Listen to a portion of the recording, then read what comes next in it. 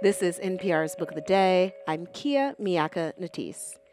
You've probably seen her videos online. A white woman with a whiteboard sitting in Congress and breaking down the bureaucracy with a dry erase marker and a down-to-earth approach. Congresswoman Katie Porter has made a name for herself in politics and online with this signature communication style. In her new memoir, I Swear, Politics is Messier Than My Minivan, Porter takes us on the journey from growing up in Iowa to becoming a single mom raising 3 kids while trying to see change on Capitol Hill.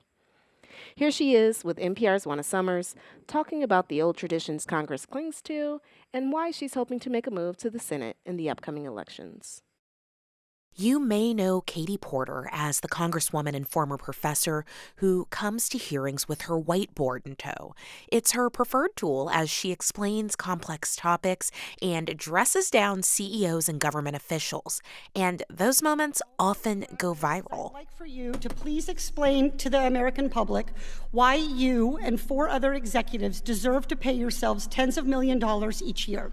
I've got an empty whiteboard ready to take down your justifications. Porter, who is now one of several prominent Democrats running for the Senate in California, is out with a new memoir. It's called I Swear, Politics is Messier Than My Minivan. This particular moment has been messier than usual. And I think some of our institutions, including Congress, haven't adapted to what people need and the modern age. In the book, Porter talks about what it's like to work on Capitol Hill as a mom with 3 young kids, who's also single and has a cross-country commute from Orange County to Washington, and how when she was looking for support from fellow members of Congress, the least helpful voices were those of older women.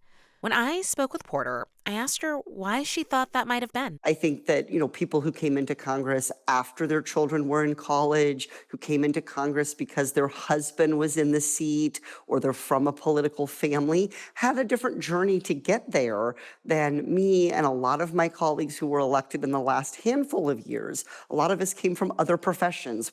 And when we got to Congress, we expected it to work more like a modern workplace with policies that realize people have families and that accommodating people's childcare and family needs is part of how you have a productive, happy, effective workplace. And what we found was a Congress that in many ways is clinging to traditions that I don't think serve it or the American people well anymore. So, what do you tell people who, I'm assuming you have this conversation with your constituents or doing your campaign quite often? What do you tell people who come up to you or write to you and say that the institution that you work in, one that you hope to keep working in if you're elected to the Senate, they don't have any trust in it? I think we have to take that concern seriously and not dismiss it as someone who is uninformed or, quote, just doesn't understand. And I think we also have to be careful not to assume that that is a partisan position. That was certainly what happened to me as a child during the farm crisis, watching the bank in my town close, people losing their farms to bankruptcy. And for all of the political clout of Iowa, where I grew up, Washington didn't deliver the help. And I think the same thing happened to a lot of people during the foreclosure crisis in 2008, 2009, 2010. Where was Washington? Where was the help? And so I think when someone doesn't believe in Congress, the most important thing you can do is to ask them why. What has happened in their life where Washington wasn't there for them? I want to talk a little bit about that Iowa upbringing. If you can just talk a bit about what growing up in Iowa was like, what it taught you about the business and the work of politics.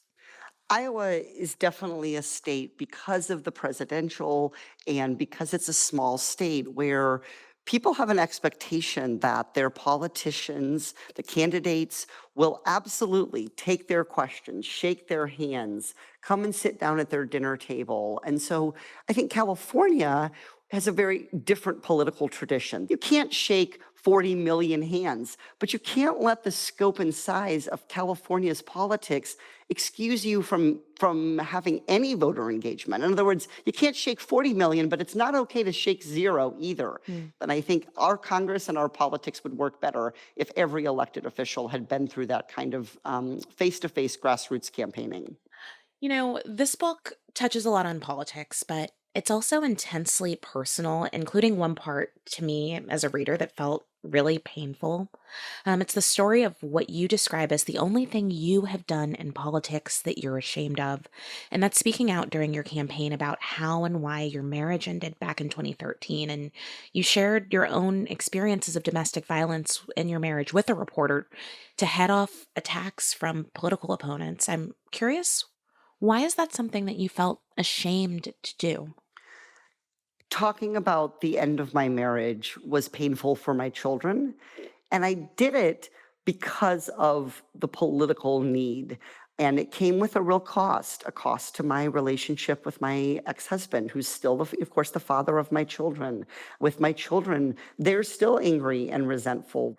So I very much want the story to be honest about what was hard and what was painful, but also to see that we came out on the other side of it, that those were conversations that my kids and I ultimately probably needed to have, and that I think it means something in Washington when we fight for better trained, better equipped resources and law enforcement to deal with intimate partner or domestic violence, that we have people who have stood there and had a conversation where a police officer said, "Don't call us again, or we'll take away your children."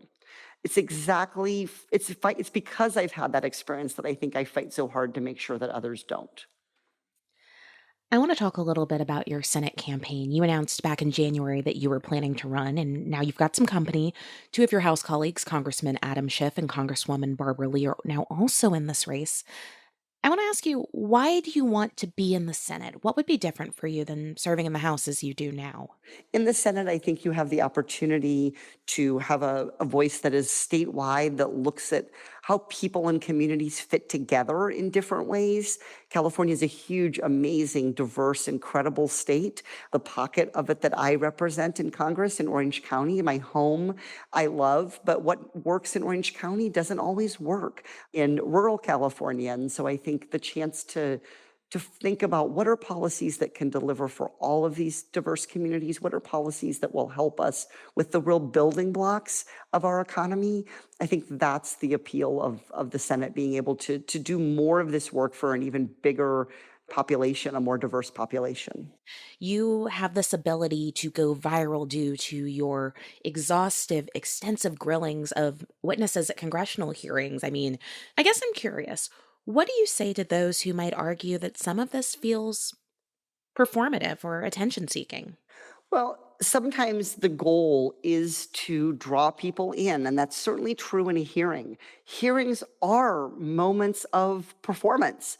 You are there to get an answer out of a witness. That's my job. And I think that for people who say, well, oh, it's performative, don't you want the American people to see you, to hear you, and most importantly, to hear the answer from that witness, to hear that big pharma CEO admit that they have no answer for why they are paid hundreds of millions of dollars in compensation for a drug that isn't getting any better, for pharmaceuticals that aren't saving more lives.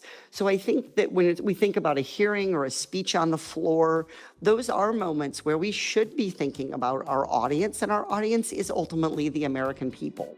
Congresswoman Katie Porter is the author of I Swear, Politics is Messier Than My Minivan. Congresswoman, thank you for talking to us again. Thank you so much.